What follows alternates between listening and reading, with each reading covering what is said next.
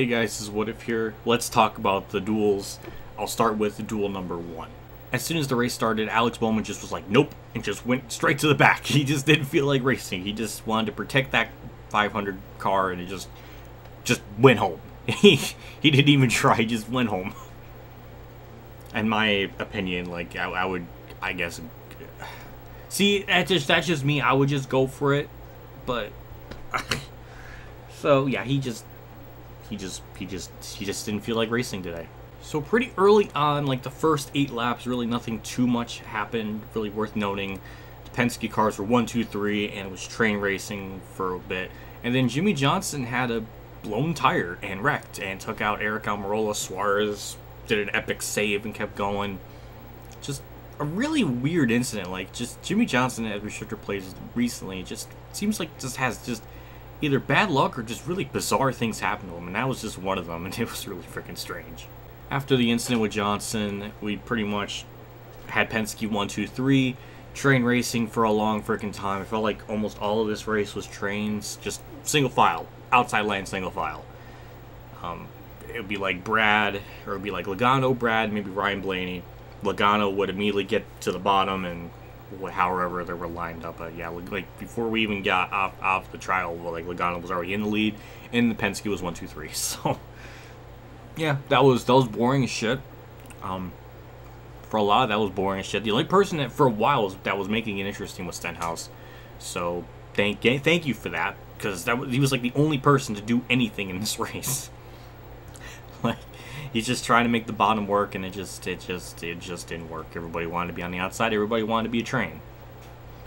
And because of that, Stenhouse caused 2 wrecks that really wasn't his fault. It was like the back end of the car, I guess, got whipped around by air. It just looked like a lag bubble.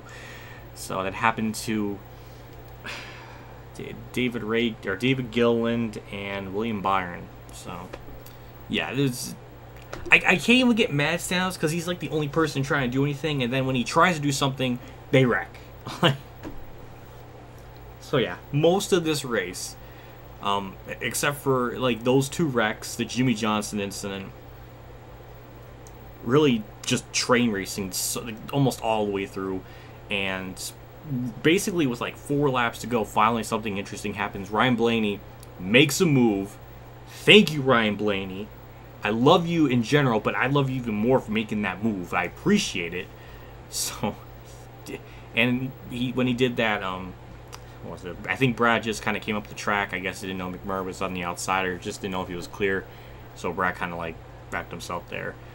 But that's more. It's a racing sort of deal incident there. So really nothing like anybody's fault, or is this like, you know, he was stupid or anything. So yeah, just something else had happened. And then the final restart, Bubba Wallace is in 3rd, being amazing in this duel. Like, I was not expecting him to be so, I guess, this competitive. Like, we really never ever see the 43 this competitive. And now I don't know if it's because of the new Camaro bodies or what, but I mean, he was pretty good. Granted, he did take 2 tires at some, like, near like the last half of the race or something, so he did have a little bit fresher tires than the cars up in front of him, but still overall, like, he ran a really solid race. He was up in the top 10 the entire time. So yeah, I mean, it was just good on him. I mean, I'm glad to see that, you know, him and that car perform really well. So hopefully that continues. On the final restart, Bubba gives Ryan Blaney a big shot on the start, and the field's like, Blaney's gone. Bubba's like in 2nd. Logano was 3rd.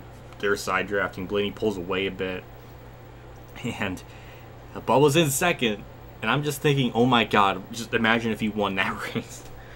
It didn't really happen. Him and Blaney are kind of just 1, 2, and then everybody on back is just kind of chilling. They're not chilling, but they're just all over the place. They're just racing really hard. Thankfully, they didn't wreck. So thank the good Lord that they didn't wreck. But Bubba he had a run, but it was just, I guess, not enough. And he got passed by Logano at the last second, and Ryan Blaney wins the first duel. So I'm happy with that. Overall, though, like, most of that race was boring. really like the last 4 laps or so were like the only interesting bit, or I don't know, it was like last 9 to go, somewhere around there was like when it actually was interesting, but most of that was pretty boring with a couple of wrecks here and there. I would probably give it probably a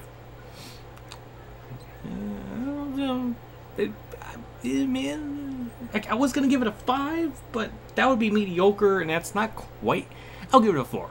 I'll give it a 4. It was like really, it was kind of neat. It was on that threshold of 5 out of 10, but so much train racing, it'll peg it down for it. But it was just okay, sort of.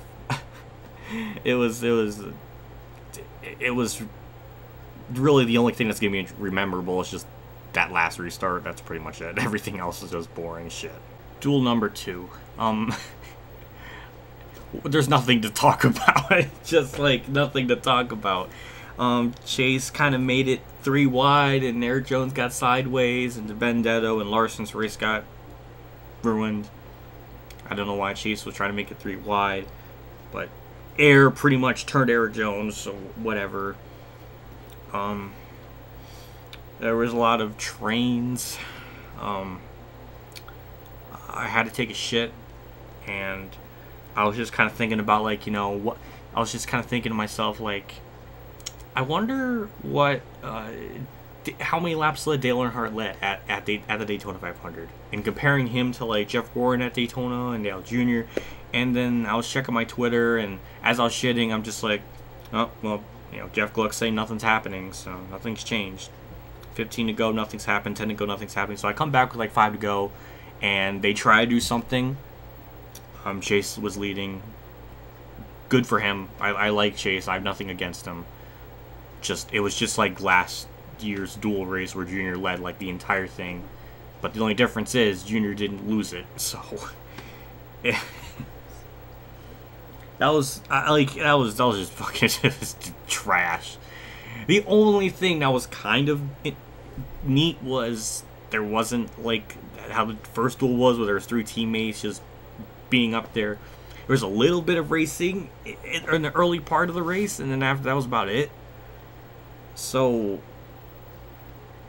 yeah, it was just about the same as the first duel, minus the interesting finish. Honestly, if it wasn't for the finish, it might have been like at least like a 3, possibly. So yeah, this one's gonna get a 3. It's gonna get a 3 out of 10. This is fun. Oh my god, it was just a whole bunch of nothing for that second duel. I'm happy for Chase. I'm glad he won. But the meme of Chase winning is still alive, because he still has not won a points race. He's won non-points races. He just needs to get a points win. So yeah, stage duel 2, nothing happened really. Nothing happened. It was just fucking boring as shit. That's all I want to talk about is oh my god, hopefully the truck race will be interesting. You know, also another thing I wanted to mention was at least the cars were a handful to drive. You see them just moving around a lot, so that's nice to see. But boy, I mean, nothing happened in the race. So yeah, I mean, also at the end of Duel 1, Logano was like complaining that that teammate wasn't helping him. So another chalk up another instance where Logano's being a crybaby bitch about something stupid. So yeah, go fuck yourself, Logano. So yeah, that's about it. I got nothing more to say. Hopefully the truck race is going to be interesting. See you all later, and as always, have a good day, everyone.